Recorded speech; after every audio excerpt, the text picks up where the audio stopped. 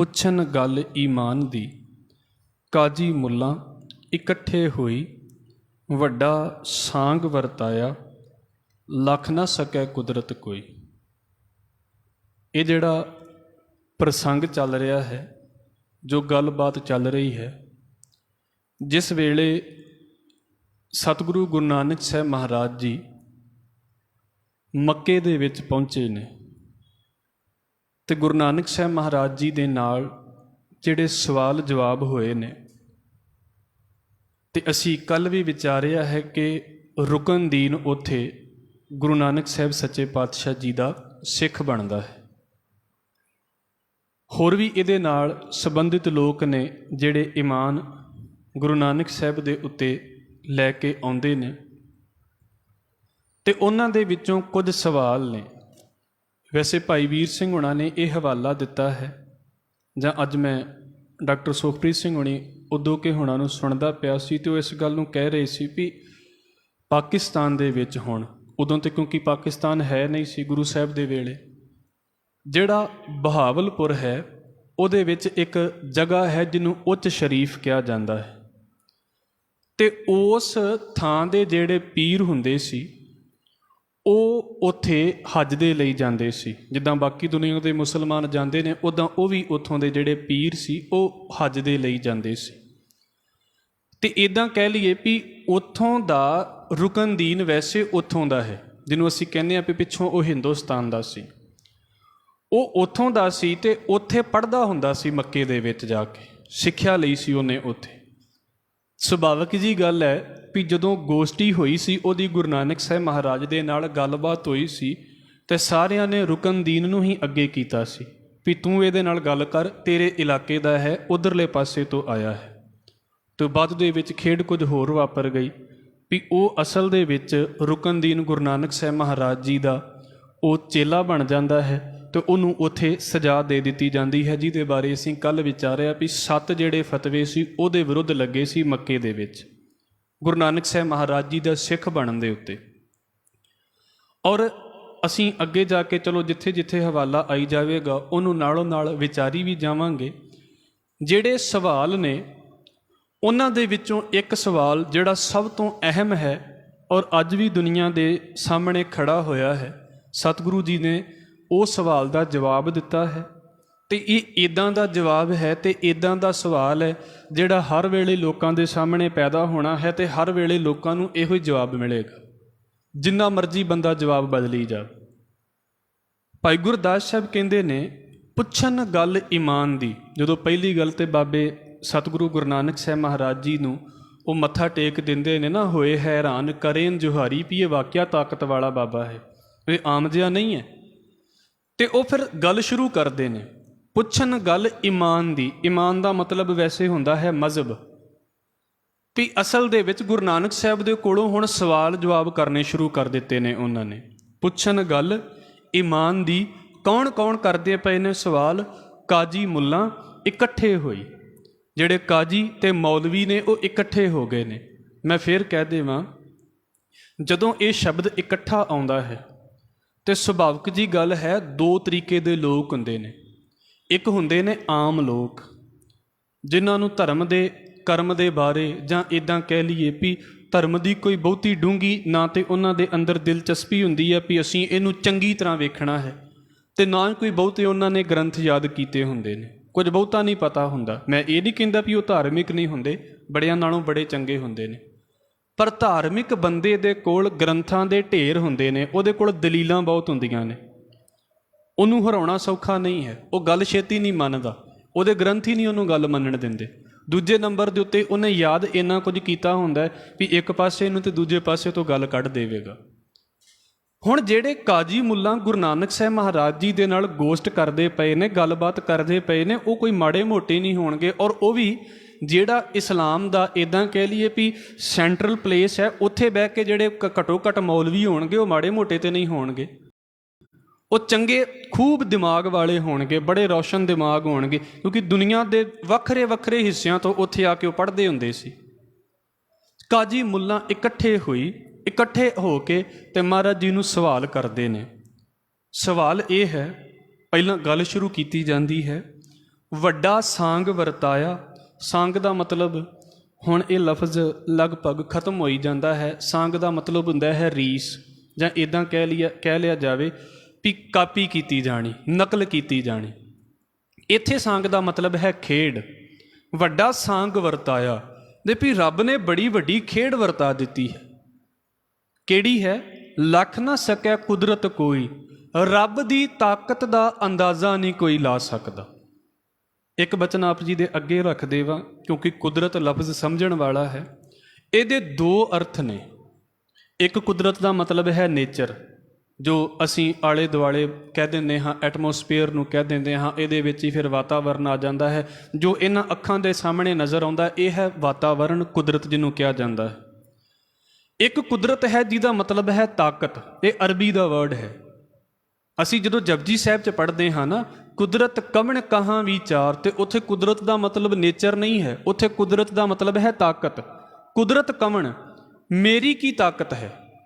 ਕਹਾਂ ਵਿਚਾਰ, ਵੀ ਐ ਵਾਹਿਗੁਰੂ ਮੈਂ ਤੇਰੇ ਬਾਰੇ ਕੋਈ ਗੱਲ ਕਹਿ ਸਕਾਂ, ਵਾਰਿਆ ਨਾ ਜਾਵਾਂ ਇੱਕ ਵਾਰ ਮੈਂ, ਤੇ ਇੱਕ ਵਾਰ ਵੀ ਤੇਰੇ ਤੋਂ ਬਲਿਹਾਰ ਨਹੀਂ ਜਾ ਸਕਦਾ। ਜੋ ਤੁਧ ਭਾਵੈ ਸਾਈ ਭਲੀ ਕਾਰ, ਜੋ ਤੈਨੂੰ ਚੰਗੀ ਲੱਗਦੀ ਹੈ ਉਹੀ ਕਾਰ ਚੰਗੀ ਹੈ, ਉਹੀ ਕਿਰਤ ਚੰਗੀ ਹੈ, ਖੇਡ ਚੰਗੀ ਹੈ। ਤੂੰ ਸਦਾ ਸਲਾਮਤ ਨਿਰੰਕਾਰ, ਐ ਵਾਹਿਗੁਰੂ ਤੂੰ ਸਦਾ ਸਲਾਮਤ ਰਹਿਣ ਵਾਲਾ ਨਿਰੰਕਾਰ ਹੈ, ਰੱਬ ਹੈ। ਫਿਰ ਸਮਝ ਲਈਏ, ਕੁਦਰਤ ਦਾ ਮਤਲਬ ਹੈ ਤਾਕਤ। ਲੱਖ ਨਾ ਸਕੈ ਕੁਦਰਤ ਕੋਈ, ਰੱਬ ਦੀ ਤਾਕਤ ਦੇ ਬਾਰੇ ਕੋਈ ਅੰਦਾਜ਼ਾ ਨਹੀਂ ਲਾ ਸਕਦਾ। ਹੁਣ ਵੇਖੋ, ਫਿਰ ਅਗਲਾ ਸਵਾਲ ਉਹਨਾਂ ਨੇ ਸ਼ੁਰੂ ਕਰ ਦਿੱਤਾ, ਪੁੱਛਣ ਫੋਲ ਕਿਤਾਬ ਨੂੰ, ਹਿੰਦੂ ਵੱਡਾ ਕਿ ਮੁਸਲਮਾਨ ਹੋਈ।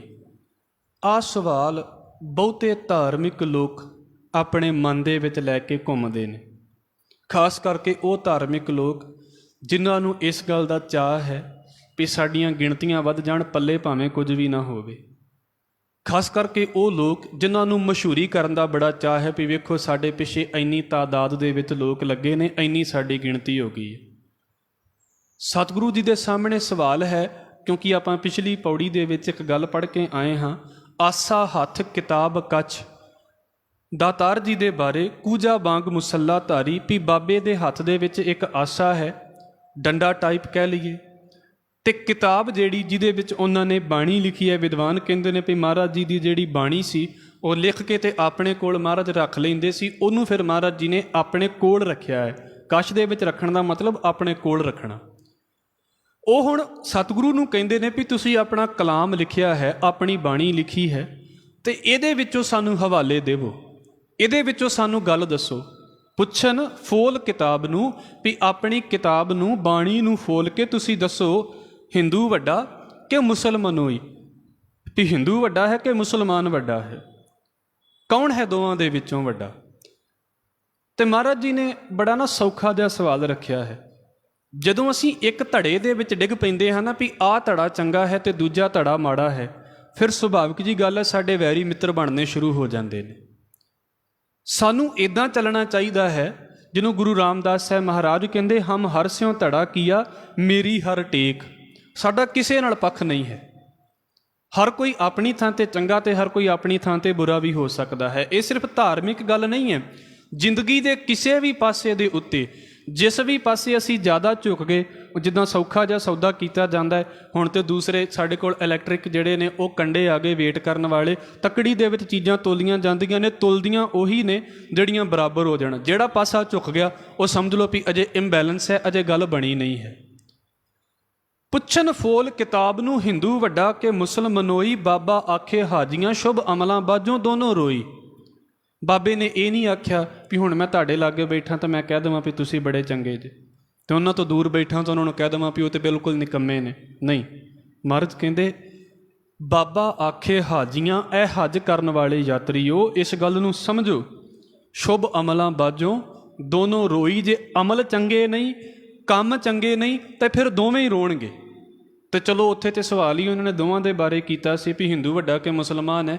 ਜੇ ਅਸੀਂ ਤੀਜੇ ਵਿੱਚ ਆ ਜਾਂਦੇ ਹਾਂ, ਚੌਥੇ ਹੋਰ ਵੀ ਵਿੱਚ ਲਾ ਲਓ, ਚੌਥੇ ਪੰਜਵੇਂ ਛੱਡ ਕੇ ਜਿੰਨੇ ਮਰਜ਼ੀ ਲਾ ਲਓ, ਸਤਿਗੁਰੂ ਦਾ ਜਵਾਬ ਇਹੀ ਹੋਣਾ ਹੈ ਭਾਈ ਕਿ ਸ਼ੁਭ ਅਮਲਾਂ ਬਾਝੋਂ ਦੋਨੋਂ ਰੋਈ। ਇਕੱਲੇ ਨਾਵਾਂ ਦੇ ਨਾਲ ਥੋੜ੍ਹਾ ਧਾਰਮਿਕ ਹੋ ਜਾਈਦਾ ਹੈ, ਗੱਲ ਤੇ ਅਮਲਾਂ ਦੇ ਉੱਤੇ ਮੁੱਕਣੀ ਹੈ। ਮਹਾਰਾਜ ਕੀ ਕਹਿੰਦੇ ਨੇ, ਸਭਨਾ ਕਾ ਦਰ ਲੇਖਾ ਹੋਏ, ਕਰਨੀ ਬਾਝੋਂ ਤਰੇ ਨਾ ਕੋਏ। ਸਤਿਗੁਰੂ ਗੁਰੂ ਨਾਨਕ ਸਾਹਿਬ ਮਹਾਰਾਜ ਜੀ ਨੇ ਇਸ ਗੱਲ ਨੂੰ ਇੱਦਾਂ ਵੀ ਬੋਲਿਆ ਹੈ। ਅਸੀਂ ਜਦੋਂ ਮਾਝ ਕੀ ਵਾਰ ਪੜ੍ਹਦੇ ਹਾਂ, ਹਜ਼ੂਰ ਕਹਿੰਦੇ ਨੇ ਕਿ 5 ਜਿਹੜੀਆਂ ਨੇ ਤੁਹਾਡੀਆਂ ਨਮਾਜ਼ਾਂ ਨੇ, ਉਹਦੇ ਵਿੱਚ ਸਤਿਗੁਰੂ ਕਹਿੰਦੇ ਪਹਿਲਾ ਸੱਚ ਹਲਾਲ ਦੋਏ, ਤੀਜਾ ਖੈਰ ਖੁਦਾਏ, ਚੌਥੀ ਨੀਅਤ ਰਾਸਮਨ, ਪੰਜਵੀਂ ਸਿਫਤ ਸੁਨਾਏ, ਕਰਨੀ ਕਲਮਾ ਆਖ ਕੇ ਤਾਂ ਮੁਸਲਮਾਨ ਸਦਾਏ, ਨਾਨਕ ਜੇਤੇ ਕੂੜਿਆਰ ਕੂੜੇ ਕੂੜੀ ਪਾਏ। ਉੱਥੇ ਮਹਾਰਾਜ ਜੀ ਦੇ ਉਹਨਾਂ ਨੂੰ ਉਪਦੇਸ਼ ਨੇ। ਸਾਡੇ ਲਈ ਵੀ ਇਹ ਗੱਲ ਓਨੀ ਹੀ ਜ਼ਰੂਰੀ ਹੈ ਵੀ ਸਿਰਫ ਨਾਮ ਦੇ ਨਾ ਕਿਤੇ ਬਣ ਜਾਈਏ ਅਸੀਂ, ਵੀ ਸਾਡੇ ਅਮਲ ਤੇ ਉੱਦਾਂ ਦੇ ਨਾਮ ਹੋਣ ਨਾ ਹੋਣ, ਤੇ ਨਾਮ ਨੂੰ ਅਸੀਂ ਕਹਿ ਦਈਏ ਵੀ ਬਾਬਾ ਸਿੱਖ ਚੰਗੇ ਨੇ, ਕਿ ਬਾਬਾ ਮੁਸਲਮਾਨ ਚੰਗੇ ਨੇ, ਕਿ ਬਾਬਾ ਹਿੰਦੂ ਚੰਗੇ ਨੇ। ਕਿਉਂਕਿ ਅਸਲ 'ਚ ਇਹ ਸਵਾਲ ਇਸ ਕਰਕੇ ਕੀਤਾ ਜਾਂਦਾ ਹੈ ਵੀ ਜੇ ਮੈਂ ਸਿੱਖ ਹਾਂ ਤੇ ਮੈਂ ਸਿੱਖ ਬਣ ਕੇ ਸਵਾਲ ਕਰਾਂ ਤੇ ਮਹਾਰਾਜ ਕਹਿਣ ਵੀ ਸਿੱਖ ਬੜੇ ਚੰਗੇ ਨੇ, ਤੇ ਮੇਰੀ ਈਗੋ ਹੋਰ ਵੱਧ ਜਾਵੇ ਵੀ ਹਾਂ ਵਾਕਿਆ ਸਿੱਖ ਚੰਗੇ ਨੇ, ਕਿਉਂਕਿ ਮੈਂ ਹਾਂ ਸਿੱਖਾਂ ਦੇ ਵਿੱਚ। ਮੈਂ ਸਿੱਖੀ ਕਰਕੇ ਨਹੀਂ, ਮੈਨੂੰ ਇੰਝ ਲੱਗਦਾ ਵੀ ਸਿੱਖੀ ਮੇਰੇ ਕਰਕੇ ਹੈ, ਕਿਉਂਕਿ ਮੈਂ ਸਿੱਖੀ ਦੇ ਵਿੱਚ ਹਾਂ। ਇੱਦਾਂ ਹੀ ਇਸਲਾਮ ਦੀ ਗੱਲ ਲੈ ਲਈਏ, ਮੁਸਲਮਾਨ ਨੂੰ ਇੰਝ ਲੱਗਣ ਲੱਗ ਪੈਂਦਾ ਵੀ ਮੈਂ ਇਸਲਾਮ ਦੇ ਵਿੱਚ ਹਾਂ, ਇਸ ਕਰਕੇ ਇਸਲਾਮ ਚੰਗਾ ਹੀ ਹੋਣਾ ਚਾਹੀਦਾ ਹੈ। ਜੇ ਮੈਂ ਨਾ ਹੋਵਾਂ ਤਾਂ ਫਿਰ ਭਾਵੇਂ ਜਿੰਨਾ ਮਰਜ਼ੀ ਬੁਰਾ ਹੋ ਜਾਵੇ, ਕੋਈ ਫਰਕ ਨਹੀਂ। ਮੈਂ ਹਿੰਦੂ ਧਰਮ ਦੇ ਵਿੱਚ ਹਾਂ, ਇਸ ਕਰਕੇ ਹਿੰਦੂ ਧਰਮ ਚੰਗਾ ਹੋਣਾ ਚਾਹੀਦਾ ਹੈ। ਮੈਂ ਨਹੀਂ ਹਾਂ ਤੇ ਫਿਰ ਭਾਵੇਂ ਹਿੰਦੂ ਬੁਰਾ ਵੀ ਹੋਵੇ ਤਾਂ ਕੋਈ ਫਰਕ ਨਹੀਂ ਪੈਂਦਾ। ਇਹੋ ਹੀ ਕ੍ਰਿਸਚੈਨਿਟੀ ਦਾ ਹੈ, ਕਿਸੇ ਵੀ ਸੰਸਥਾ ਦਾ ਹੈ। ਧਾਰਮਿਕ ਦਾਇਰੇ ਤੋਂ ਬਾਹਰ ਨਿਕਲ ਕੇ ਜੇ ਗੱਲ ਕਰੀਏ, ਬੰਦੇ ਜਿਹੜੀ ਸੰਸਥਾ ਦੇ ਵਿੱਚ ਜਿਹੜੀ ਥਾਂ ਦੇ ਉੱਤੇ ਲੱਗੇ ਪਏ ਨੇ, ਜੁੜੇ ਪਏ ਨੇ, ਉਹਨਾਂ ਦੇ ਮਨ ਦੇ ਵਿੱਚ ਕਿਤੇ ਨਾ ਕਿਤੇ ਸੂਖਸ਼ਮ ਹਉਮੈ ਇਸ ਗੱਲ ਦੀ ਹੈ ਵੀ ਜਿਹਦੇ ਨਾਲ ਮੈਂ ਜੁੜਿਆ ਹਾਂ, ਲੋਕੀ ਉਹਨੂੰ ਚੰਗਾ ਕਹਿਣ, ਲੋਕੀ ਉਹਨੂੰ ਉੱਚਾ ਕਹਿਣ, ਲੋਕੀ ਉਹਨੂੰ ਵੱਡਾ ਕਹਿਣ। ਜੇ ਲੋਕੀ ਬੁਰਾ ਕਹਿਣਗੇ ਤਾਂ ਫਿਰ ਮੈਨੂੰ ਦੁੱਖ ਲੱਗੇਗਾ, ਤੇ ਜੇ ਲੋਕੀ ਚੰਗਾ ਕਹਿਣਗੇ ਤੇ ਆਪਣੇ ਆਪ ਹੀ ਈਗੋ ਨੂੰ ਨਾ ਉਹ ਇੱਕ ਹਵਾ ਮਿਲਦੀ ਰਹਿੰਦੀ ਆ, ਉਹ ਫਿਰ ਬੰਦਾ ਉਸ ਟੇਸਟ ਦੇ ਵਿੱਚ ਤੁਰਿਆ ਰਹਿੰਦਾ ਹੈ। ਮਹਾਰਾਜ ਜੀ ਨਹੀਂ ਕਿਸੇ ਦਾ ਪਾਸਾ ਲੈਂਦੇ। ਹਜ਼ੂਰ ਕਹਿੰਦੇ ਸ਼ੁਭ ਅਮਲਾਂ ਬਾਝੋਂ ਦੋਨੋਂ ਰੋਈ। ਜੇ ਅਮਲ ਚੰਗੇ ਨਹੀਂ ਤੇ ਦੋਵੇਂ ਰੋਣਗੇ। ਅਮਲ ਦਾ ਮਤਲਬ ਹੁੰਦਾ ਹੈ ਕੰਮ, ਇੱਕ ਵੀ ਪਾਸਾ ਨਹੀਂ। ਸਾਡੀ ਫਿਰ ਗੱਲ ਮੈਂ ਕਹਿ ਦੇਵਾਂ, ਗੱਲ ਇੱਥੇ ਆ ਕੇ ਹੈ, ਨਾਨਕ ਅੱਗੇ ਸੋ ਮਿਲਿਆ ਜੇ ਖੱਟੇ ਕਾਲੇ ਦੇ। ਜਿਹੜੇ ਬੰਦੇ ਨੇ ਖੱਟ ਲਿਆ, ਜੋ ਬੰਦੇ ਨੇ ਕਮਾ ਲਿਆ ਤੇ ਜੋ ਬੰਦੇ ਨੇ ਦੇ ਦਿੱਤਾ, ਮਹਾਰਾਜ ਕਹਿੰਦੀ ਉਹ ਕੁਝ ਹੀ ਵਾਪਸ ਆ ਰਿਹਾ ਹੈ, ਉਹੀ ਮਿਲਦਾ ਪਿਆ ਹੈ। ਸ਼ੁਭ ਅਮਲਾਂ ਬਾਝੋਂ ਦੋਨੋਂ ਰੋਈ, ਹਿੰਦੂ ਮੁਸਲਮਾਨ ਦੋਏ, ਦਰਗਾਹ ਅੰਦਰ ਲੈਣ ਨਾ ਟੋਈ। ਤੇ ਜਿਹੋ ਜਿਹਾ ਵੇਸ ਤੇ ਜਿਹੋ ਜਿਹਾ ਹੁਲੀਆ ਹੁਣ ਬਣਾ ਲਿਆ ਹੈ ਹਿੰਦੂ ਤੇ ਮੁਸਲਮਾਨਾਂ ਨੇ, ਮਹਾਰਾਜ ਕਹਿੰਦੇ ਇਹ ਦੋਵੇਂ ਰੱਬ ਦੇ ਘਰ ਦੇ ਵਿੱਚ ਢੋਈ ਨਹੀਂ ਲੈਣਗੇ। ਗੱਲ ਦੋਵਾਂ ਦੀ ਚੱਲਦੀ ਪਈ ਹੈ।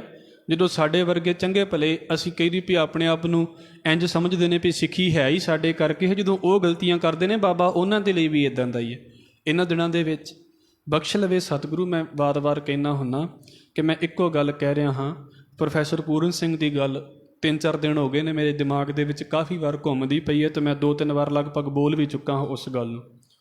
ਉਹ ਇਹੋ ਹੀ ਕਹਿੰਦੇ ਨੇ ਵੀ ਸਿੱਖੋ ਤੁਸੀਂ ਗੁਰਪੁਰਬ ਮਨਾ ਰਹੇ ਹੋ। ਲਗਭਗ 100 ਸਾਲ ਪਹਿਲਾਂ ਉਹਨਾਂ ਨੇ ਇਸ ਗੱਲ ਨੂੰ ਲਿਖਿਆ ਸੀ। ਗੁਰਪੁਰਬ ਦੇ ਉੱਤੇ ਟਰੈਕਟ ਉਹਨਾਂ ਨੇ ਛਾਪਿਆ ਸੀ, ਉਹਦੇ ਵਿੱਚ ਲਿਖਿਆ ਵੀ ਤੁਸੀਂ ਗੁਰਪੁਰਬ ਮਨਾ ਰਹੇ ਜੇ, ਪਰ ਕਹਿੰਦੇ ਇਸ ਗੱਲ ਨੂੰ ਸੋਚ ਕੇ ਵੇਖਿਓ ਕਿਤੇ ਇਹ ਨਾ ਹੋਵੇ ਪਰ ਤੁਸੀਂ ਗੁਰਪੁਰਬ ਦੀਆਂ ਖੁਸ਼ੀਆਂ 'ਚ ਲੱਗੇ ਹੋਵੇ ਤੇ ਬਾਬਾ ਚੁੱਪ ਕਰਕੇ ਤੇ ਭਾਈ ਲਾਲੋ ਦੇ ਘਰ ਦੇ ਵਿੱਚ ਰੋਟੀ ਖਾ ਲਵੇ।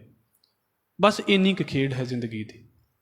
ਮਨਾਉਣਾ ਜਿਹਦਾ ਗੁਰਪੁਰਬ ਹੈ ਉਹ ਵਿੱਚ ਆ ਕੇ ਬੈਠਾ ਨਾ ਹੋਵੇ, ਉਹ ਚੁੱਪ ਕਰਕੇ ਕਿਸੇ ਝੁੱਗੀ ਦੇ ਵਿੱਚ ਤੇ ਝੌਂਪੜੀ ਦੇ ਵਿੱਚ ਜਾ ਕੇ ਬੈਠਾ ਹੋਵੇ। ਜਦੋਂ ਉਹ ਹੀ ਨਹੀਂ ਆਇਆ ਤੇ ਸਮਾਗਮ ਕਿਸ ਕੰਮ ਦੇ ਰਹਿ ਗਏ। ਬਖਸ਼ ਲਵੇ ਸਤਿਗੁਰੂ। ਅਸਲ ਦੇ ਵਿੱਚ ਬਹੁਤਿਆਂ ਨੂੰ ਇਹ ਗੱਲ ਦੀ ਸਮਝ ਹੀ ਨਹੀਂ ਹੈ। ਮੈਂ ਆਪਣੀ ਈਗੋ ਸ਼ਾਂਤ ਕਰ ਲਈ ਹੈ, ਮੈਨੂੰ ਪਤਾ ਹੀ ਨਹੀਂ ਵੀ ਬਾਬਾ ਘਰ ਦੇ ਵਿੱਚ ਆਇਆ ਸੀ ਕਿ ਨਹੀਂ ਆਇਆ। ਕਿਤੇ ਇੱਦਾਂ ਤਾਂ ਨਹੀਂ ਹੋ ਗਿਆ ਵੀ ਮਲਕ ਭਾਗੋ ਨੇ ਰੋਟੀਆਂ ਤੇ ਬੜੀਆਂ ਬਣਾ ਲਈਆਂ ਤੇ ਜਦੋਂ ਬਾਬੇ ਨੂੰ ਸੱਦਿਆ ਤੇ ਬਾਬਾ ਕਹਿੰਦਾ ਤੇਰੇ ਨਾਲ ਮੇਰਾ ਕੀ ਕੰਮ ਹੈ, ਮੈਂ ਨਹੀਂ ਆ ਸਕਦਾ। ਬਸ ਇੰਨਾ ਕੁ ਫਰਕ ਹੈ। ਹਜ਼ੂਰ ਕਹਿੰਦੇ ਨਹੀਂ ਢੋਈ ਲੈ ਸਕਦੇ, ਨਹੀਂ ਲੱਭਦਾ ਕਿਤੇ ਵੀ ਥਾਂ ਇਹਨਾਂ ਨੂੰ। ਕਿਉਂ? ਕੱਚਾ ਰੰਗ ਕਸੁੰਭ ਦਾ। ਕਸੁੰਭ ਵੈਸੇ ਇੱਕ ਫੁੱਲ ਦਾ ਨਾਮ ਹੈ।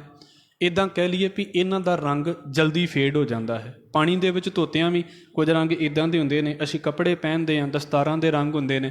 ਕੁਝ ਦਸਤਾਰਾਂ ਇੱਦਾਂ ਦੀਆਂ ਪਾਣੀ ਦੇ ਵਿੱਚ ਡੋਬ ਕੇ ਰੱਖ ਲਵੋ, ਰੰਗ ਉਤਰਦਾ ਹੀ ਨਹੀਂ। ਕੁਝ ਥੋੜ੍ਹੀਆਂ ਜਿਹੀਆਂ ਡੋਬ ਕੇ ਜਦੋਂ ਧੋਣ ਦੀ ਕੋਸ਼ਿਸ਼ ਕਰੋ, ਵੇਖੋ ਸਾਰਾ ਹੀ ਪਾਣੀ ਦਾ ਰੰਗ ਲੱਗ ਗਿਆ, ਉਸੇ ਪਾਸੇ ਦਾ ਹੋ ਗਿਆ। ਕੱਚਾ ਰੰਗ ਸੀ, ਉਤਰ ਗਿਆ। ਪੱਕੇ ਰੰਗ ਨਹੀਂ ਉਤਰਦੇ। ਮਹਾਰਾਜ ਜੀ ਨੇ ਉਦਾਹਰਨ ਦਿੱਤੀ ਹੈ ਵੀ ਜਿਹੜਾ ਉੱਤੇ ਉੱਤੇ ਧਾਰਮਿਕਤਾ ਦਾ ਰੰਗ ਹੁੰਦਾ ਨਾ, ਇਹ ਇੱਦਾਂ ਹੀ ਉਤਰਦਾ ਹੈ ਬੰਦਿਆਂ ਨੂੰ। ਵੀ ਕਿਸੇ ਨੇ 2 ਗੱਲਾਂ ਕਰ ਦਿੱਤੀਆਂ, ਬਸ ਜੀ ਹੋ ਗਏ ਉਸੇ ਵੇਲੇ ਹਵਾ ਦੇ ਵਿੱਚ। ਉਹ ਕੀ ਹੋਇਆ? ਧਾਰਮਿਕਤਾ ਦਾ ਰੰਗ ਤੇ ਉਤਰ ਗਿਆ। ਕਿਹੜਾ ਰੰਗ ਪਿੱਛੇ ਰਹਿ ਗਿਆ? ਜਿਹੜਾ ਅਸਲ ਦੇ ਵਿੱਚ ਈਰਖਾ ਦਾ ਰੰਗ ਸੀ। ਇੱਦਾਂ ਕਹਿ ਲਈਏ ਵੀ ਉਹ ਜਿਹੜੀ ਜਦੋਂ ਬਾਹਰ ਅੱਗ ਬਾਲੀ ਜਾਂਦੀ ਹੈ ਨਾ ਕਿਤੇ ਚੁੱਲ੍ਹੇ ਦੇ ਵਿੱਚ, ਤੇ ਉਹਦੇ ਅੰਦਰ ਤੇ ਅੱਗ ਹੁੰਦੀ ਹੈ ਤੇ ਉੱਤੇ ਰਾਤ ਨਿਕਲ ਜਾਵੇ ਤੇ ਸਵਾਹ ਆ ਜਾਂਦੀ ਹੈ।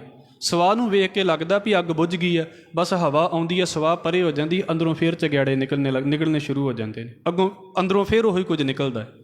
ਉਹਨੂੰ ਮਹਾਰਾਜ ਕੀ ਕਹਿੰਦੇ ਨੇ ਵੀ ਉਤਲਾ ਜਿਹੜਾ ਧਰਮ ਸੀ ਨਾ, ਉਹ ਤੇ ਪਾਣੀ ਦੇ ਵਾਂਗ ਦੇ ਵਿੱਚ ਜਦੋਂ ਰੰਗ ਲੱਥ ਗਿਆ, ਕੱਪੜਿਆਂ ਦਾ ਜਿੱਦਾਂ ਰੰਗ ਲੱਥ ਜਾਂਦਾ, ਉਤਲੇ ਧਰਮ ਦਾ ਚਾਅ ਸੀ, 4 ਕੁ ਦਿਨ ਆਇਆ ਲੱਥ ਗਿਆ। ਬਖਸ਼ ਲਵੇ ਸਤਿਗੁਰੂ। ਇਹ ਗੱਲਾਂ ਕਹਿਣੀਆਂ ਬੜੀਆਂ ਸੌਖੀਆਂ ਹੁੰਦੀਆਂ ਜੇ, ਪਤਾ ਨਹੀਂ ਜ਼ਿੰਦਗੀ ਕਿੱਧਰ ਨੂੰ ਤੁਰ ਪਵੇ। ਪਰ ਮੈਂ ਇਹ ਕਹਿੰਦਾ ਹਾਂ, 4 ਦਿਨ ਦੀ ਭਗਤੀ ਦਾ ਚਾਅ ਇੱਦਾਂ ਦਾ ਹੀ ਹੁੰਦਾ ਜੇ ਬਸ, ਵੀ ਹੁਣ ਤਾਂ ਮੈਂ ਰੋਜ਼ ਪਾਠ ਕਰਿਆ ਕਰਨਾ। 4 ਦਿਨ ਹੋ ਗਏ ਅਤੇ ਫਿਰ ਚੌਥੇ ਕੁ ਦਿਨ ਮਨ 'ਚ ਆਪੇ ਆਉਣ ਲੱਗ ਪੈਂਦਾ ਵੀ ਬਸ ਹੋਰ ਕਿੰਨੇ ਕੁ ਦਿਨ ਕਰੀ ਜਾਣਾ। ਹੁਣ ਤਾਂ ਮੈਂ ਰੋਜ਼ ਸਹਿਜ ਪਾਠ ਕਰਿਆ ਕਰਨਾ। 4 ਕੁ ਦਿਨ ਹੀ ਹੁੰਦਾ, ਫਿਰ ਵੇਖ ਲਓ ਉੱਥੇ ਕੀ ਚਲੇ ਜਾਂਦੇ ਆ। ਔਰ ਮੈਨੂੰ ਮਾफ़ ਕਰ ਦਿਓ, ਮੈਂ ਗੱਲਾਂ ਕਹਿੰਦਾ ਹੁੰਦਾ ਕਿਉਂਕਿ ਫਰਜ਼ ਬਣ ਜਾਂਦਾ ਹੈ ਕਹਿਣਾ। ਜੇ ਨਹੀਂ ਕਵਾਂਗਾ ਤਾਂ ਫਿਰ ਹੋਰ ਕੌਣ ਕਵੇਗਾ। ਅਜੇ ਸਮਾਂ ਹੈ, ਸਤਿਗੁਰੂ ਨੇ ਦਿੱਤਾ ਹੈ, ਅਤੇ ਮੈਂ ਇਸ ਕਰਕੇ ਕਹਿੰਦਾ ਹਾਂ ਸਾਡੀ ਧਾਰਮਿਕਤਾ ਇੱਥੇ ਕਿ ਜਿਹੀ ਖਲੋਤੀ ਹੈ। ਅਸੀਂ 4 ਸਟੈਪ ਗਾਂਹ ਲੈ ਕੇ ਜਾਂਦੇ ਹਾਂ, 4 ਦਿਨ ਬ੍ਰੇਕ ਲੈ ਲੈਂਦੇ ਹਾਂ, ਅਸੀਂ ਫਿਰ ਫਿਸਲ ਕੇ ਉੱਥੇ ਕਿ ਜਿਹੇ ਚੱਲ ਜਾਂਦੇ ਹਾਂ। ਸਾਨੂੰ ਲੱਗਦਾ ਨਹੀਂ ਵੀ ਕੁਝ ਤਰੱਕੀ ਹੋ ਰਹੀ ਹੈ। ਜੇ ਹੋ ਰਹੀ ਹੈ ਤਾਂ ਤੁਹਾਡੇ ਸਾਰਿਆਂ ਦੇ ਚਰਨਾਂ 'ਤੇ ਨਮਸਕਾਰ। ਸਾਡੀ ਧਾਰਮਿਕਤਾ 10 ਸਾਲ ਪਹਿਲਾਂ ਵੀ ਉੱਥੇ ਹੀ ਸੀ, 10 ਸਾਲਾਂ ਬਾਅਦ ਵੀ ਉੱਥੇ ਖਲੋਤੀ ਹੁੰਦੀ ਹੈ। ਅਤੇ ਵੈਸੇ ਤਾਂ ਇੱਕ ਗੱਲੋਂ ਸ਼ੁਕਰ ਹੈ ਵੀ ਖਲੋਤੀ ਹੋਈ ਹੈ ਉੱਥੇ। ਜੇ ਵਾਪਸ ਚਲੀ ਗਈ ਤਾਂ ਪਤਾ ਨਹੀਂ ਕੀ ਬਣ ਜਾਵੇ ਜ਼ਿੰਦਗੀ ਦੇ ਵਿੱਚ। ਕਈਆਂ ਦਾ ਇਹਦੇ ਤੋਂ ਵੀ ਬੁਰਾ ਹੋ ਜਾਂਦਾ ਹੈ। ਸੁਨਤ ਸੰਦੇਸਰੋ ਪ੍ਰੇ ਗ੍ਰਹਿ ਸੇਜ ਵਿਛਾਈ, ਭਰਮ ਆਇਓ ਤਾਂ ਨਦਰ ਨਾ ਪਾਈ। ਮਰਦ ਕਹਿੰਦੇ ਵੀ ਮੈਂ ਤਾਂ ਸੋਚਿਆ ਵੀ ਰੱਬ ਦਾ ਸੁਨੇਹਾ ਆਉਣਾ ਹੈ ਅਤੇ ਮੈਂ ਦਿਲ ਤਿਆਰ ਕਰ ਲਿਆ ਵੀ ਇਹਦੇ ਵਿੱਚ ਸੁਨੇਹਾ ਲੈ ਕੇ ਰੱਖ ਲੈਣਾ ਹੈ। ਪਰ ਕੀ ਹੋਇਆ? ਭਰਮ ਆਇਓ ਤਾਂ ਨਦਰ ਨਾ ਪਾਈ। ਭਟਕਦਾ ਰਿਹਾ, ਇੱਕ ਨਿਗਾਹ ਵੀ ਹਾਸਲ ਨਹੀਂ ਹੋਈ। ਉਹਨੂੰ ਮਸਕੀਨ ਸਾਹਿਬ ਕਹਿੰਦੇ ਵੀ ਇਹ ਨਾ ਰਿਲੀਜੀਅਸ ਟ੍ਰੈਜਡੀ ਹੈ, ਧਾਰਮਿਕ ਦੁਨੀਆ ਦੇ ਵਿੱਚ ਟ੍ਰੈਜਡੀ ਵਾਪਰ ਜਾਂਦੀ ਹੈ। ਪਾਠ ਕਰਨ ਨੂੰ ਜੀ ਕਰ ਪੈਣਾ, ਫੇਰ ਛੱਡ ਦੇਣਾ, ਫੇਰ ਜੀ ਕਰ ਪੈਣਾ, ਫੇਰ ਛੱਡ ਦੇਣਾ। ਇਹਦਾ ਮਤਲਬ ਹੈ ਅਜੇ ਅੱਗੇ ਪਿੱਛੇ ਚੱਲਦੇ ਪਏ। ਹੌਲੀ ਹੌਲੀ ਪਾਠ ਤੋਂ ਹੀ ਬੇਮੁਖ ਹੋ ਗਏ ਵੀ ਹੁਣ ਕਰਨਾ ਹੀ ਨਹੀਂ, ਹੁਣ ਆਉਣਾ ਹੀ ਨਹੀਂ, ਇੱਧਰ ਜਾਣਾ ਹੀ ਨਹੀਂ। ਉਹਨੂੰ ਕੀ ਕਿਹਾ ਜਾਂਦਾ ਹੈ? ਸਮਝ ਲਓ ਵੀ ਜਿੱਦਾਂ ਬਾਹਰਲੀ ਦੁਨੀਆ 'ਚ ਐਕਸੀਡੈਂਟ ਹੁੰਦੇ ਨੇ ਨਾ, ਧਾਰਮਿਕ ਦੁਨੀਆ 'ਚ ਐਕਸੀਡੈਂਟ ਵਾਪਰ ਗਿਆ ਬਸ। ਹੁਣ ਜਲਦੀ ਇਲਾਜ ਨਹੀਂ ਹੋਵੇਗਾ, ਬੰਦੇ ਬੇਮੁਖ ਹੋ ਗਏ। ਮੈਂ ਫਿਰ ਕਹਿ ਦੇਵਾਂ, ਮਨਮੁਖ ਦੇ ਸੁਧਰਨ ਦਾ ਵੀ ਇਲਾਜ ਹੈ। ਮਹਾਰਾਜ ਕੀ ਕਹਿੰਦੇ ਨੇ ਵੀ ਮਨਮੁਖ ਵੀ ਸੁਧਰ ਸਕਦਾ ਹੈ। 2 ਜਾਣੇ ਸਭ ਤੋਂ ਔਖੇ ਅਤੇ ਕਰੜੇ ਬੋਲ 2 ਜਾਣਿਆਂ ਦੇ ਲਈ ਗੁਰੂ ਗ੍ਰੰਥ ਸਾਹਿਬ ਅਤੇ ਭਾਈ ਗੁਰਦਾਸ ਸਾਹਿਬ ਨੇ ਵਰਤੇ ਨੇ, ਇੱਕ ਨਿੰਦਕ ਅਤੇ ਇੱਕ ਬੇਮੁਖ। ਨਿੰਦਕ ਦਾ ਮਤਲਬ ਹੈ ਜਿਹਨੇ ਖਾ ਪੀ ਕੇ ਤੇ ਫਿਰ ਕਹਿ ਦੇਣਾ ਵੀ ਮੈਂ ਤਾਂ ਕੁਝ ਖਾਧਾ ਹੀ ਨਹੀਂ। ਬੇਮੁਖ ਦਾ ਮਤਲਬ ਹੈ ਜਿਹਨੇ ਮੂੰਹ ਕਮਾ ਲਿਆ ਹੈ। ਪਹਿਲਾਂ ਉਹਦਾ ਮੂੰਹ ਹੈ ਸੀ ਇੱਧਰ, ਉਹਨੂੰ ਸਮਝ ਸੀ ਪਹਿਲਾਂ, ਪਰ ਬਾਅਦ ਦੇ ਵਿੱਚ ਮੂੰਹ ਕਮਾ ਲਿਆ। ਗੁਰਦੁਆਰਿਆਂ ਦੇ ਵਿੱਚੋਂ ਚੀਜ਼ਾਂ ਵਰਤ ਕੇ ਵੀ ਕਹਿ ਦਿੱਤਾ ਗੁਰਦੁਆਰਾ ਨਿਕੰਮਾ ਹੈ। ਸ਼ਬਦ ਵਰਤਦਾ ਪਿਆ ਹਾਂ, ਸਤਿਗੁਰੂ ਬਖਸ਼ ਲਵੇ। ਬੜੇ ਜਾਣੇ ਨੇ ਮੇਰੀ ਲਾਈਨ ਵਾਲੇ ਤੇ ਖਾਸ ਕਰਕੇ ਨੇ, ਸਾਰੀ ਜ਼ਿੰਦਗੀ ਗੁਰਦੁਆਰਿਆਂ ਵਿੱਚੋਂ ਖਾਂਦੇ ਰਹਿਣਗੇ, ਇੱਕ ਦਿਨ ਨਾ ਮਿਲੇ ਇਹ ਲਾਈਨ ਹੀ ਨਹੀਂ ਚੰਗੀ। ਨਹੀਂ ਚੰਗੀ ਤੇ ਛੱਡ ਦਿਓ, ਕਿਸੇ ਨੇ ਫੜ ਕੇ ਥੋੜ੍ਹਾ ਰੱਖਿਆ। ਦਾਤਾਰ ਕੀ ਕਹਿੰਦੇ ਨੇ ਵੀ ਇਹ ਜਿਹੜਾ ਕੱਚਾ ਰੰਗ ਹੁੰਦਾ ਨਾ, ਇਹ ਥੋੜ੍ਹੇ ਕੁ ਦਿਨ ਹੀ ਰਹਿੰਦਾ ਹੈ। ਇਹ ਭਗਤੀ ਦਾ ਚਾਅ ਬਸ ਇੰਨਾ ਕੀ ਹੁੰਦਾ ਹੈ, 4 ਦਿਨ ਚੜ੍ਹਿਆ ਹੈ ਚਾਅ ਜੀ, ਅੱਜ ਤੋਂ ਬਾਅਦ ਤੇ ਅਸੀਂ ਭਗਤ ਬਣ ਗਏ। ਬਸ 4 ਕੁ ਦਿਨ, ਜਦੋਂ ਕੱਪੜਾ ਪਾਣੀ ਦੇ ਵਿੱਚ ਬਾਹਰ ਸੀ ਉਦੋਂ ਤਾਂ ਰੰਗ ਲੱਥਾ ਨਹੀਂ, ਪਾਣੀ 'ਚ ਪਾਉਂਦਿਆਂ ਰੰਗ ਲੱਥ ਗਿਆ ਨਾ। ਇੱਦਾਂ ਮਾੜਾ ਜਿਹਾ ਕਿਸੇ ਨੇ ਹਿਲਾ ਕੇ ਰੱਖਿਆ, ਭਗਤੀ ਦਾ ਰੰਗ ਆਉ ਗਿਆ, ਕਿੱਥੇ ਚਲਾ ਗਿਆ? ਹਜ਼ੂਰ ਕਹਿੰਦੇ ਜੇ ਇੱਦਾਂ ਦੇ ਹਿੰਦੂ ਮੁਸਲਮਾਨ ਬਣਨਾ ਤਾਂ ਕਿੱਥੇ ਟੋਈ ਹੈ, ਅਤੇ ਇੱਦਾਂ ਦੇ ਸਿੱਖ ਵੀ ਬਣਨਾ ਤਾਂ ਕਿੱਥੇ ਟੋਈ ਹੈ, ਰੰਗ ਕਿੱਥੇ ਚੜ੍ਹ ਗਿਆ? ਅਸੀਂ ਇੱਕ ਸ਼ਬਦ ਚਲੋ ਗੁਰਬਾਣੀ ਦੇ ਵਿੱਚੋਂ ਹਵਾਲਾ ਮੈਂ ਆਪ ਜੀ ਦੇ ਅੱਗੇ ਰੱਖ ਦੇਵਾਂ। ਮਰਦ ਕਹਿੰਦੇ ਸੱਜਣ ਮੇਰਾ ਰੰਗ ਲਾਏ ਮਨ ਲੇ, ਨਾਨਕ ਰੰਗ ਨਾ ਉਤਰੇ ਵਿਆਹ ਨਾ ਲੱਗੈ ਕੇ। ਮਰਦ ਕਹਿੰਦੇ ਨੇ ਵੀ ਉਹ ਜਦੋਂ ਆਪਣਾ ਰੰਗ ਦਿੰਦਾ ਹੈ ਨਾ, ਤੇ ਮਨ ਲੈ ਕੇ ਤੇ ਫਿਰ ਰੰਗ ਦਿੰਦਾ ਹੈ, ਅਤੇ ਜਿਹੜਾ ਉਹ ਰੰਗ ਦਿੰਦਾ ਹੈ ਰੰਗ ਲੱਥਦਾ ਨਹੀਂ। ਅਤੇ ਇੱਥੇ ਹੁਣ ਮੈਂ ਫਿਰ ਕੀ ਕਵਾਂ ਵੀ ਪ੍ਰਭਾਤ ਫੇਰੀਆਂ ਅਤੇ ਗੁਰੂ ਨਾਨਕ ਸਾਹਿਬ ਦਾ ਗੁਰਪੁਰਬ ਹੈ, ਅਤੇ ਇੰਨਾ ਚਾਅ ਹੈ ਵੀ ਉੱਥੇ ਸ਼ਬਦ ਪੜ੍ਹਨ ਤੋਂ ਲੜਾਈ ਹੋ ਜਾਂਦੀ ਹੈ ਵੀ ਮੈਂ ਪੜ੍ਹਨਾ, ਅਤੇ ਬਾਅਦ ਦੇ ਵਿੱਚ ਕੋਈ ਲੱਭਦਾ ਵੀ ਨਹੀਂ ਵੀ ਕਿੱਥੇ ਚਲਾ ਗਿਆ। ਤੁਸੀਂ ਵੀ ਤਾਂ ਗੁਰਦੁਆਰੇ ਰੋਜ਼ ਆਉਣ ਵਾਲੇ ਜੇ। ਆਹ ਜਿਹੜੇ ਸ਼ਬਦ ਨੇ ਗੁਰੂ ਨਾਨਕ ਸਾਹਿਬ ਮਹਾਰਾਜ ਜੀ ਦੇ, ਸਿਰਫ ਗੁਰਪੁਰਬਾਂ 'ਤੇ ਹੀ ਪੜ੍ਹੇ ਜਾਂਦੇ, ਕਦੀ ਅੱਗੋਂ ਪਿੱਛੋਂ ਤੁਸੀਂ ਸੁਣੇ ਨੇ ਵੀ ਕਦੀ ਅੱਗੋਂ ਪਿੱਛੋਂ ਵੀ ਪੜ੍ਹੇ ਜਾ ਸਕਦੇ ਨੇ। ਕਿਉਂ ਨਹੀਂ ਪੜ੍ਹਦੇ ਅਸੀਂ? ਸਾਡੀ ਹਾਲਤ ਇਹ ਹੈ ਵੀ ਇਸ ਗੁਰਪੁਰਬਾਂ ਦੇ ਨਾਲ ਰਿਲੇਟਡ ਕਰਦੇ ਨੇ ਵੀ ਆ ਤੇ ਇਸੇ ਗੁਰਪੁਰਬ 'ਤੇ ਪੜ੍ਹਨਾ, ਅੱਗੋਂ ਪਿੱਛੋਂ ਪੜ੍ਹ ਲਵਾਂਗੇ ਤਾਂ ਸਾਨੂੰ ਪਤਾ ਨਹੀਂ ਕੀ ਹੋ ਜਾਵੇਗਾ। ਇਹ 4 ਕੁ ਦਿਨ ਦੀ ਭਗਤੀ ਦਾ ਚਾਅ ਹੈ ਵੀ ਗੁਰਪੁਰਬ ਆਇਆ ਅਤੇ ਛਾਲਾਂ ਮਾਰ ਲਓ, ਗੁਰਪੁਰਬ ਬਸ ਖਤਮ ਹੈ ਅਤੇ ਬਸ ਗੱਲ ਖਤਮ ਹੋ ਗਈ ਨਾਲੇ। ਇੱਦਾਂ ਦੀ ਭਗਤੀ ਨਹੀਂ। ਮਰਦ ਕਹਿੰਦੇ ਕੱਚਾ ਰੰਗ ਕੁਸੁੰਭ ਦਾ ਪਾਣੀ ਧੋਤੈ ਥਿਰ ਨਾ ਰਹੋਈ, ਕਰਨ ਬਖੀਲੀ ਆਪ ਵਿੱਚ। ਭਾਈ ਆਪਸ ਦੇ ਵਿੱਚ ਤੇ ਈਰਖਾ ਕਰਦੇ ਫਿਰਦੇ ਨੇ।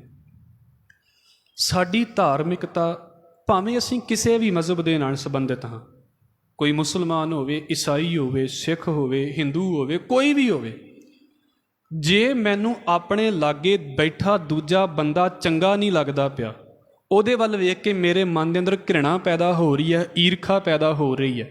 ਜ਼ੁਬਾਨ 'ਤੇ ਮੈਂ ਨਹੀਂ ਵੀ ਆਉਣ ਦੇ ਰਿਹਾ, ਮੇਰੇ ਅੰਦਰ ਈਰਖਾ ਚੱਲਦੀ ਪਈ ਹੈ ਵੀ ਇਹ ਕਿਉਂ ਆ ਗਿਆ, ਇਹ ਕਿਉਂ, ਇਹਦੀ ਕਿਉਂ ਗੱਲ ਸੁਣੀ ਜਾ ਰਹੀ ਹੈ। ਜੇ ਇਹ ਚੱਲਦਾ ਪਿਆ ਹੈ ਨਾ, ਵਾਹਿਗੁਰੂ ਬਖਸ਼ ਲਵੇ, ਮੈਂ ਕਹਿ ਦੇਵਾਂਗਾ ਜਿੰਨੇ ਮਰਜ਼ੀ ਪਾਠ ਕਰ ਲਓ, ਕਿਸੇ ਵੀ ਕੰਮ ਨਹੀਂ ਜੇ ਆਉਣੇ, ਕਿਸੇ ਵੀ ਨਹੀਂ ਜੇ ਕੰਮ ਆਉਣੇ। ਕੀ ਕਰਾਂਗੇ? ਉਹ ਪਾਠ ਫਿਰ ਈਰਖਾ ਨੂੰ ਵਧਾਈ ਜਾਂਦੇ ਨੇ, ਕਿਉਂਕਿ ਬੰਦਾ ਆਪਣੀ ਦੁਨੀਆ 'ਚ ਤੁਰਿਆ ਫਿਰਦਾ। ਕਰਨ ਬਖੀਲੀ ਆਪ ਵਿੱਚ। ਮਹਾਰਾਜ ਕਹਿੰਦੇ ਤੁਸੀਂ ਪੁੱਛਦੇ ਜੇ ਵੀ ਚੰਗਾ ਕੌਣ ਹੈ ਅਤੇ ਮਾੜਾ ਕੌਣ ਹੈ। ਮੈਂ ਵੇਖਦਾ ਵੀ ਇਹਨਾਂ ਦੋਵਾਂ ਦੇ ਹੀ ਹਾਲ ਇੱਦਾਂ ਦੇ ਵੀ ਦੋਵੇਂ ਈਰਖਾ ਕਰੀ ਜਾਂਦੇ। ਜਿਹਦਾ ਜਿੱਥੇ ਜ਼ੋਰ ਚੱਲਦਾ ਉੱਥੇ ਘੱਟ ਨਹੀਂ ਕਰਦਾ ਪਿਆ। ਉਹ ਤੁਸੀਂ ਇਤਿਹਾਸ ਪੜ੍ਹ ਕੇ ਵੇਖ ਲਿਓ ਹੋਈ ਹੈ, ਜਿੱਥੇ ਹਿੰਦੂਆਂ ਦਾ ਜ਼ੋਰ ਚੱਲ ਗਿਆ ਉੱਥੇ ਮੁਸਲਮਾਨ ਦੱਬ ਲਏ, ਜਿੱਥੇ ਮੁਸਲਮਾਨਾਂ ਦਾ ਜ਼ੋਰ ਚੱਲ ਗਿਆ ਉਹਨਾਂ ਹਿੰਦੂ ਦੱਬ ਕੇ ਰੱਖ ਦਿੱਤੇ। ਇਹ ਇੱਥੇ ਕੁ ਜਿਹੀ ਖੇਡ ਹੈ, ਅਜੇ ਤੱਕ ਵੀ ਇਹੋ ਕੁਝ ਚੱਲੀ ਜਾ ਰਿਹਾ ਹੈ। ਕਰਨ ਬਖੀਲੀ ਆਪ ਵਿੱਚ, ਰਾਮ ਰਹੀਮ ਇੱਕ ਥਾਂ ਖਲੋਈ। ਇਹਨਾਂ ਨੇ ਪਾਠ ਕੋ ਥਾਂ ਲਿਖਿਆ ਹੈ, ਇੱਕ ਥਾਂ ਖਲੋਈ ਪਾਠ ਹੈ। ਮਤਲਬ ਕੀ ਹੈ ਵੀ ਰੱਬ ਜਿਹੜਾ ਨਾ ਉਹ ਵੱਖਰਾ ਜਿਹਾ ਹੋ ਕੇ ਤੇ ਇਹਨਾਂ ਦੀ ਖੇਡ ਵੇਖਦਾ ਪਿਆ ਹੋਵੇਗਾ ਵੀ ਇਹ ਕਰਦੇ ਕੀ ਪਏ ਨੇ। ਔਰ ਕਿੱਡੀ ਕੁ ਕਮਾਲ ਦੀ ਗੱਲ ਹੈ ਨਾ ਵੀ ਰੱਬ ਦੇ ਨਾਂ ਦੇ ਉੱਤੇ ਬੰਦੇ ਮਾਰ ਦੇਣੇ। ਕਿਉਂ? ਵੀ ਤੁਹਾਡਾ ਮਜ਼ਹਬ ਸਾਡੇ ਵਾਲਾ ਨਹੀਂ ਹੈ, ਇਸ ਕਰਕੇ ਤੁਹਾਨੂੰ ਮਾਰ ਦੇਵਾਂਗੇ।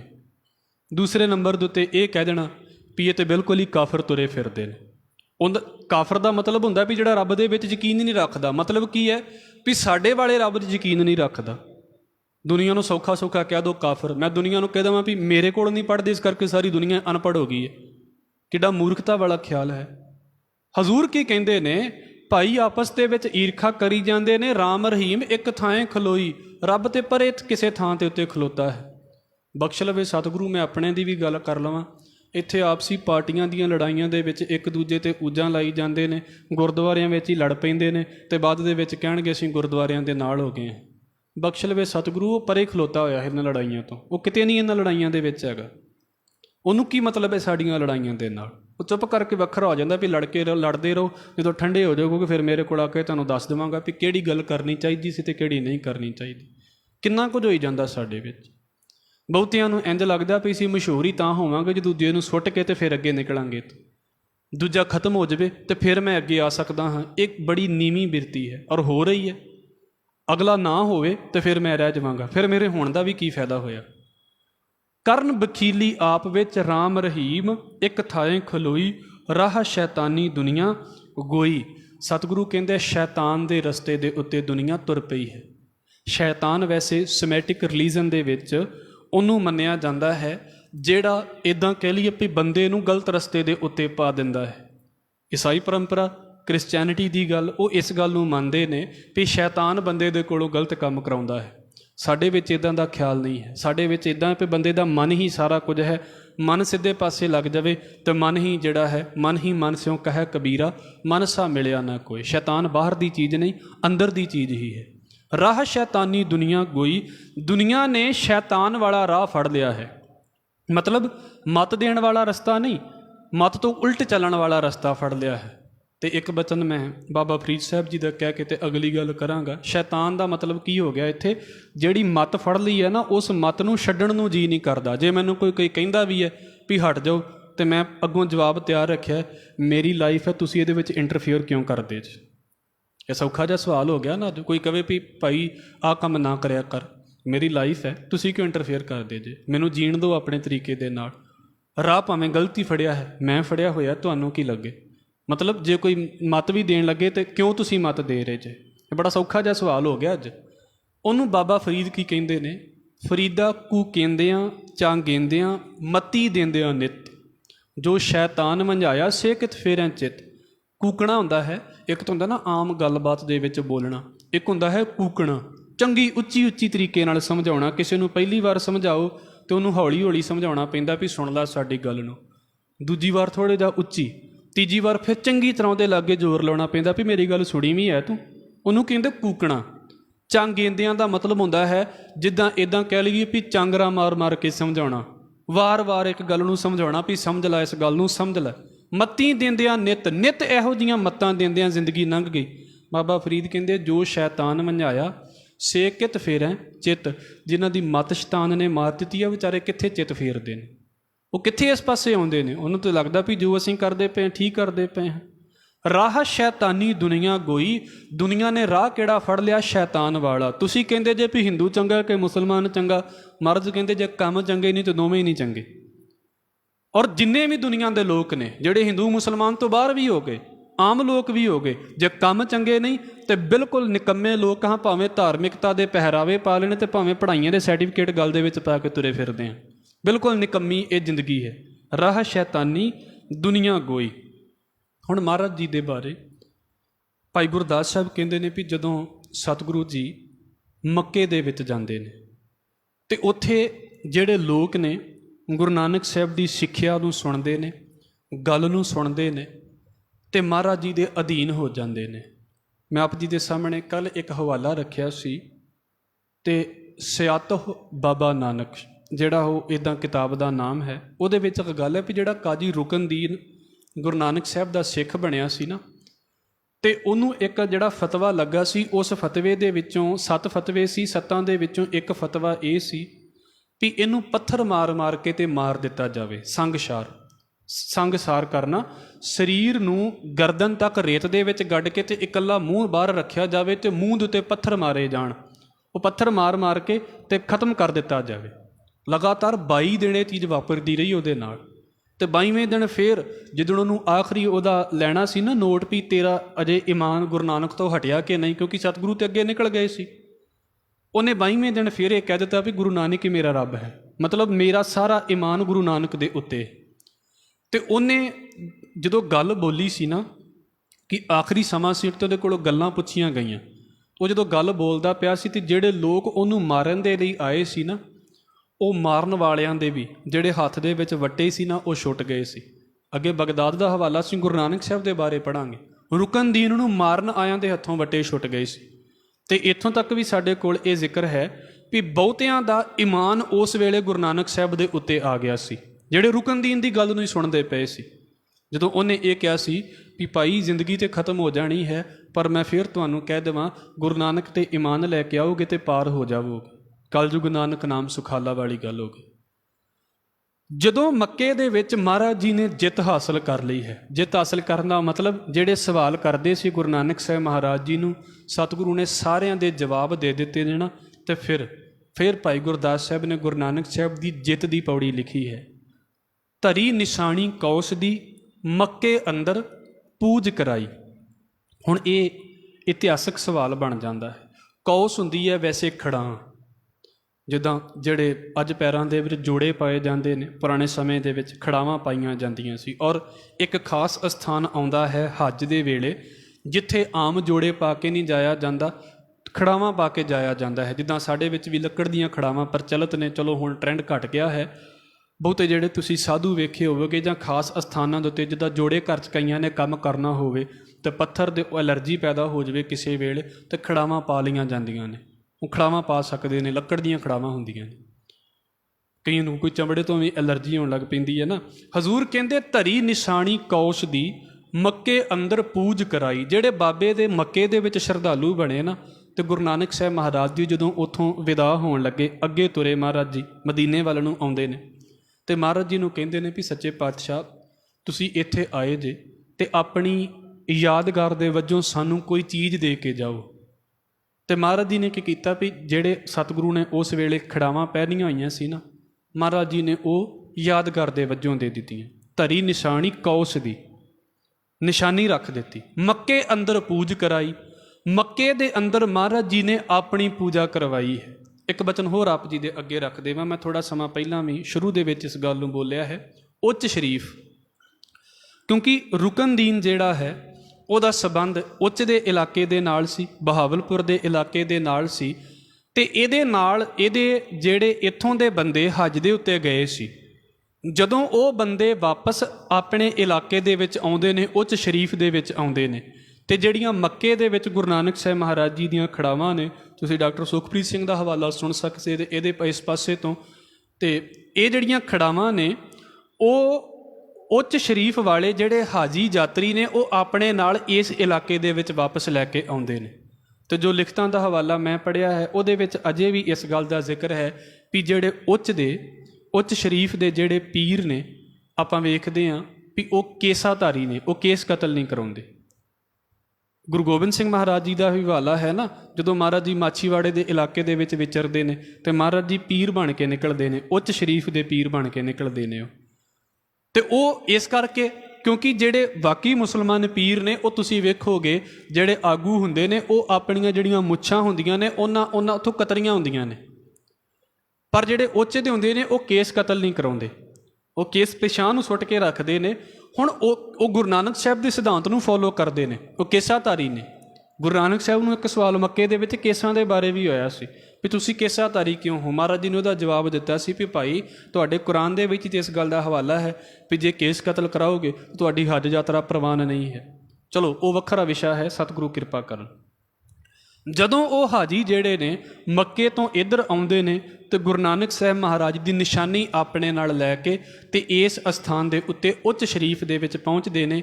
ਇਹ ਹਵਾਲੇ ਨੇ ਵੀ ਅਜੇ ਵੀ ਕਿਸੇ ਨਾ ਕਿਸੇ ਖਾਸ ਮੌਕੇ ਦੇ ਉੱਤੇ, ਭਾਈ ਵੀਰ ਸਿੰਘ ਹੋਣਾ ਨੇ ਹਵਾਲਾ ਦਿੱਤਾ ਹੈ ਵੀ ਕਿਸੇ ਨਾ ਕਿਸੇ ਖਾਸ ਮੌਕੇ ਦੇ ਉੱਤੇ ਉਹਨਾਂ ਖੜਾਵਾਂ ਦੇ ਦਰਸ਼ਨ ਸੰਗਤਾਂ ਨੂੰ ਕਰਾਏ ਜਾਂਦੇ ਨੇ।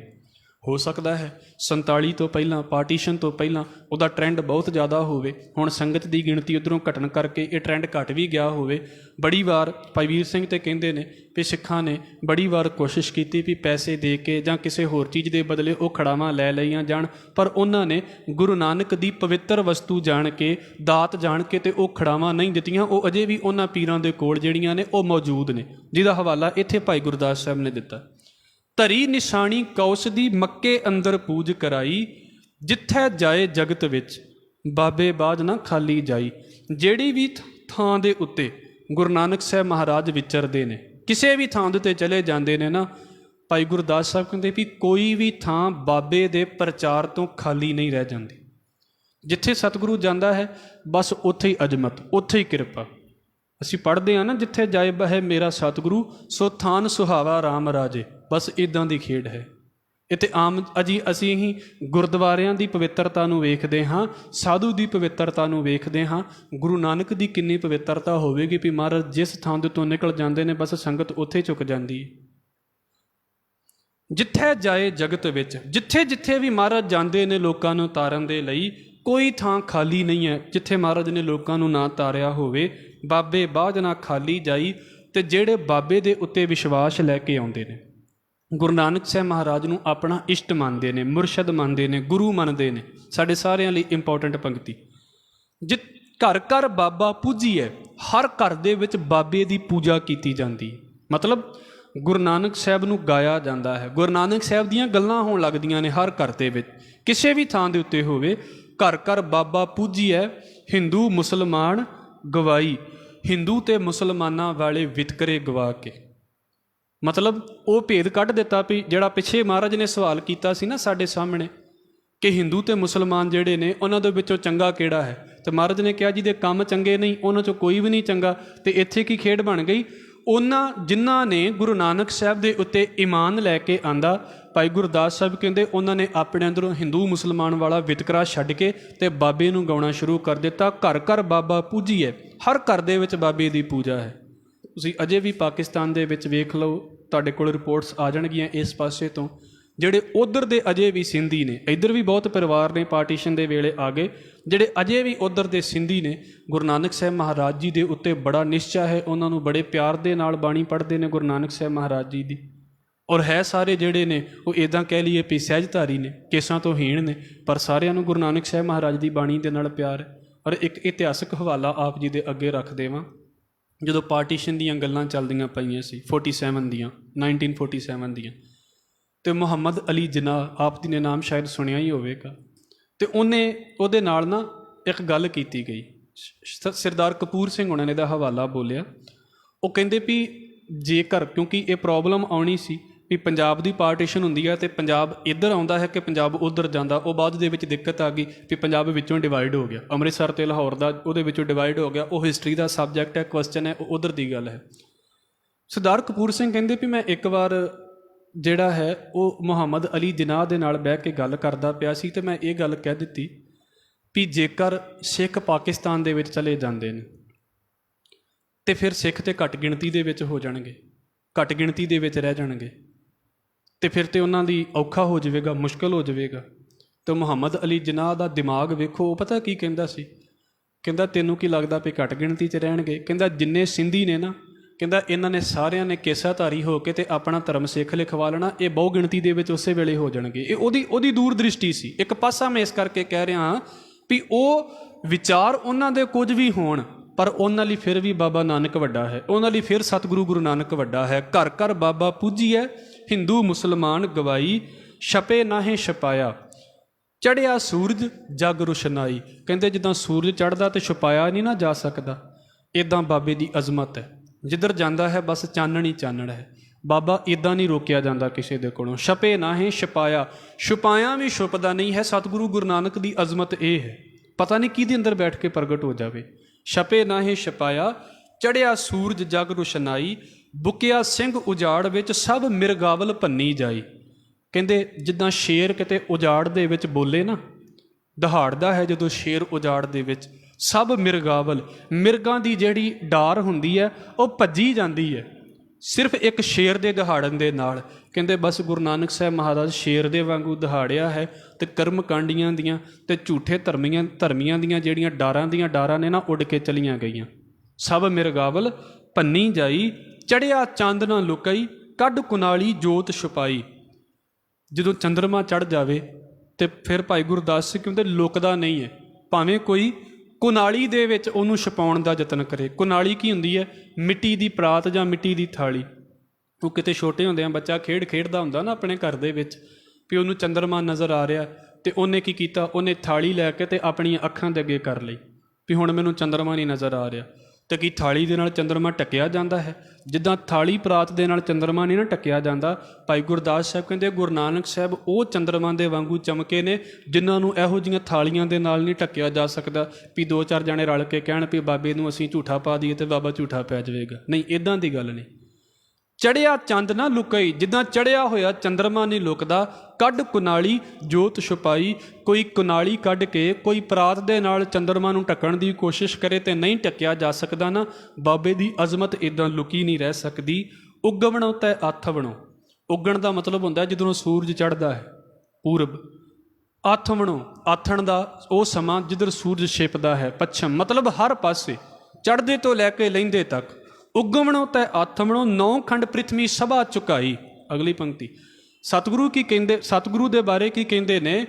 9 ਖੰਡਾਂ ਦੇ ਵਿੱਚ, ਭਾਵ ਕਿ ਧਰਤੀ ਦੇ ਹਰ ਕੋਨੇ ਦੇ ਵਿੱਚ ਜਿਹੜਾ ਮਹਾਰਾਜ ਦੀ ਅਜ਼ਮਤ ਨੂੰ ਵੇਖਿਆ, ਜਿਹਨੇ ਜਿਹੜਾ ਗੁਰੂ ਨਾਨਕ ਸਾਹਿਬ ਦੇ ਅੱਗੇ ਹੋਇਆ, ਸਤਿਗੁਰੂ ਕਹਿੰਦੇ ਨੇ, ਸਤਿਗੁਰੂ ਦੇ ਬਾਰੇ ਭਾਈ ਗੁਰਦਾਸ ਸਾਹਿਬ ਕਹਿੰਦੇ ਬਾਬੇ ਨੇ ਸਾਰੇ ਝੁਕਾਏ ਨੇ। 9 ਖੰਡ ਪ੍ਰਿਥਵੀ ਸਭਾ ਝੁਕਾਈ, ਜਗ ਅੰਦਰ ਕੁਦਰਤ ਵਰਤਾਈ। ਬਾਬੇ ਨੇ ਸੰਸਾਰ ਦੇ ਵਿੱਚ ਆਪਣੀ ਤਾਕਤ ਵਰਤਾ ਦਿੱਤੀ, ਕੁਦਰਤ ਵਰਤਾ ਦਿੱਤੀ। ਇਹ ਕੁਦਰਤ ਦੇ ਕੁਝ ਨਜ਼ਾਰੇ ਨੇ ਸਤਿਗੁਰੂ ਜੀ ਦੇ। ਮੈਂ ਆਖਰੀ ਗੱਲ ਕਹਿ ਕੇ ਸਮਾਪਤੀ ਕਰਾਂਗਾ। ਦੇਖੋ, ਇਹਨਾਂ ਚੀਜ਼ਾਂ ਨੂੰ ਤਾਂ ਮਹਿਸੂਸ ਹੀ ਕੀਤਾ ਜਾ ਸਕਦਾ ਹੈ। ਇੱਕ ਬਾਬਾ ਤੇ ਉਹ ਹੈ ਜਿਹਦੇ ਬਾਰੇ ਤੁਸੀਂ ਇਤਿਹਾਸ ਦੀਆਂ ਕਿਤਾਬਾਂ ਦੇ ਵਿੱਚ ਪੜ੍ਹ ਸਕਦੇ ਹੋ। 1469 ਤੋਂ ਲੈ ਕੇ ਤੇ 1539 ਵਾਲਾ ਬਾਬਾ, ਉਹ ਇਤਿਹਾਸਕ ਹੈ। ਇੱਕ ਉਹ ਹੈ ਜਿਹੜਾ ਤੁਹਾਡੇ ਅੰਦਰ ਰਾਜ ਕਰਦਾ ਹੈ। ਇੱਕ ਆਹ ਬਾਬਾ ਹੈ ਜਿਹੜਾ ਬਾਕੀਆਂ ਦੇ ਨਾਲੋਂ ਵੱਖਰਾ ਹੈ। ਇਤਿਹਾਸਕ ਦੀ ਥਾਂ ਦੇ ਉੱਤੇ ਭਾਈ ਗੁਰਦਾਸ ਸਾਹਿਬ ਨੇ ਉਹਦੀਆਂ ਜਿੱਤਾਂ ਦੇ ਬਾਰੇ ਜ਼ਿਆਦਾ ਬੋਲਿਆ ਹੈ। ਦਾਤਾਰ ਕਿਰਪਾ ਕਰਨ, ਉਹ ਅਜ਼ਮਤ, ਉਹ ਕਿਰਪਾ ਅਸੀਂ ਸਮਝ ਸਕੀਏ। ਬਾਬਾ ਵੱਡਾ ਸਾਨੂੰ ਲੱਗੇ ਵੀ ਤੇ ਵੱਡਾ ਤੇ ਹੈ ਹੀ ਹੈ, ਸਾਨੂੰ ਮਹਿਸੂਸ ਵੀ ਹੋਵੇ। ਆਪ ਜੀ ਦੇ ਚਰਨਾਂ ਦੇ ਵਿੱਚ ਬੇਨਤੀ ਕਰਦਿਆਂ, ਮੇਰੇ ਪਾਸੋਂ ਬੋਲਦਿਆਂ ਹੋਈਆਂ ਭੁੱਲਾਂ ਦੀ ਖਿਮਾ ਫਤਿਹ ਨਾਲ ਸਾਂਝ ਪਾਓ ਜੀ। ਵਾਹਿਗੁਰੂ ਜੀ ਕਾ ਖਾਲਸਾ, ਵਾਹਿਗੁਰੂ ਜੀ ਕੀ